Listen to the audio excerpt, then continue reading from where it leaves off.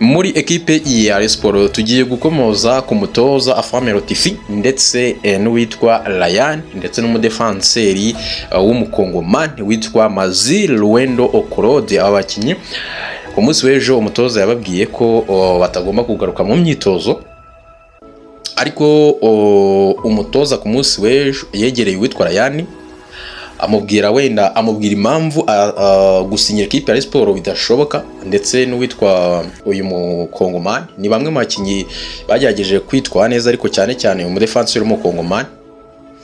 Kuri Ryan umutoza yaramubwiye ngo abafana ba Rayon Sports baragukunze, ariko bitewe na fitness byabaye ngombwa ko batagusinyisha, ndetse n'umubare w'abanyamahanga.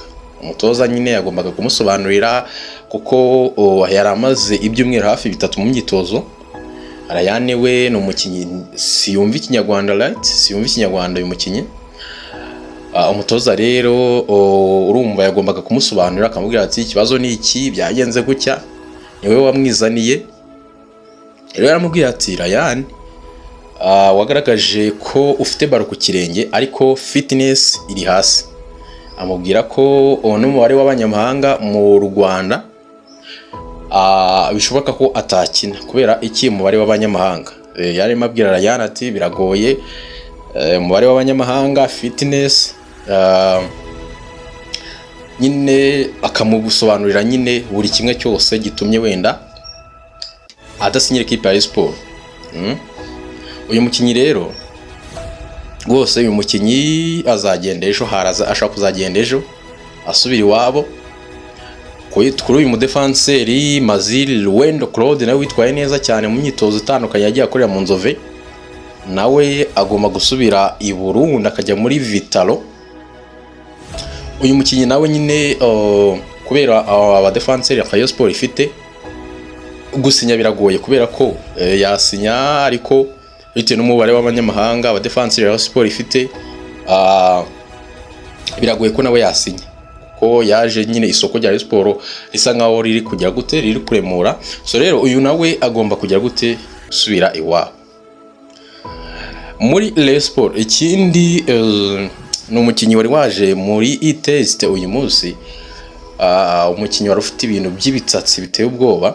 Uyu nawe yagize gutya bahuye n'ikibazo cy'imvune.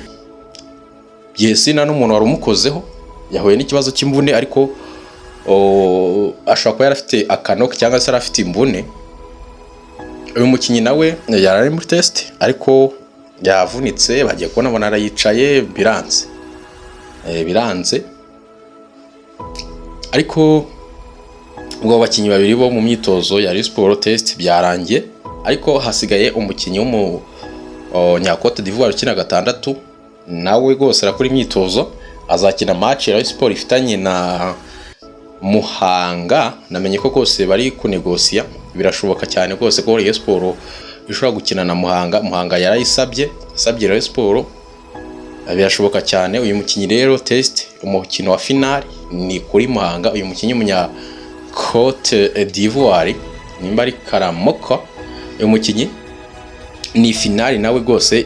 Uyu mukino nurangira azahita agira gute, azahita ava muri Rayon Sports cyangwa se asinye. Uyu niwe mukino wa nyuma.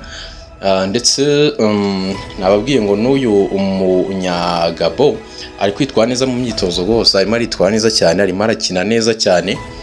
N'umutoza yabonye ko ari umukinyi mwiza, ni umukinyi mwiza rwose uyu munyagabo Chancellor. Uyu munyagabo ndongo Chancellor kabisa, none arimo aritwara neza cyane, ibitego ababitsinda biryoshye bimeze neza cyane. Ariko umutoza yabwiwe Rayon Sports ko bagomba kuzagira gute, kuzamusinyisha nyuma ya match afite ku cyumweru, ariko azasinya. Ni mu gihe ikibazo ni mwiza, ni umukinyi mu tekinisiye, ibintu rwose bimeze neza cyane. Kuri Idirisa Kuyate igisamagwe kirimo kiragerageza kugaruka, arimo arajyamira impande zose. Idirisa Kuyate watangiye nabi arimo arazamura urwego, ibintu byo vuga ngo Kwizera Olivier ntabwo bikunda. Uyu muzamu ni umukinyi wakinnye ahantu hahambaye rwose, arimo arazamura urwego mu myitozo, ibintu bimeze neza cyane.